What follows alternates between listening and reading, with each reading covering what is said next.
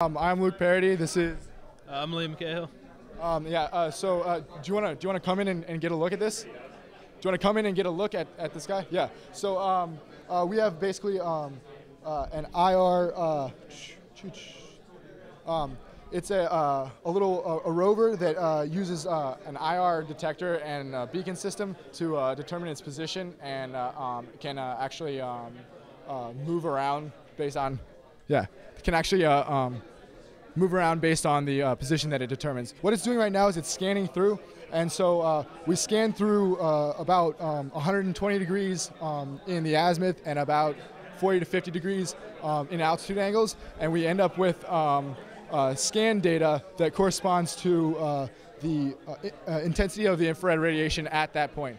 And so we send the rover commands based on its to actually send it to a particular angle. So when we get a reading at a particular value for a sensor, we know exactly what angle it occurred at. So then after that, we take that scan data and we threshold it, and we use some a little bit of kind of computer vision algorithms to find objects, label objects, threshold those objects, find their center of masses, and when we find these objects that we assume are actual beacons, we then can backtrack, find the angles from those beacons, do a little bit of basic geometry to infer our location based on those two objects. So it is limited because we're limiting ourselves to just one half of the XY plane, to just a flat 2D plane, but we have had pretty good results so far. It's struggling to actually do a complete scan, position determination,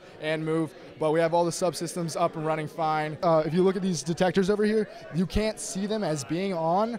We don't see them as on, but they're actually emitting radiation, and so it scans up and it looks at it and actually collects information, radiation from that spot, and it looks very bright compared to the rest of the room. All of the processing occurs on board. That's actually one of the big challenges because the processor itself, although it's fine for a lot of smaller projects, allows for a lot of versatility, a lot of input and output.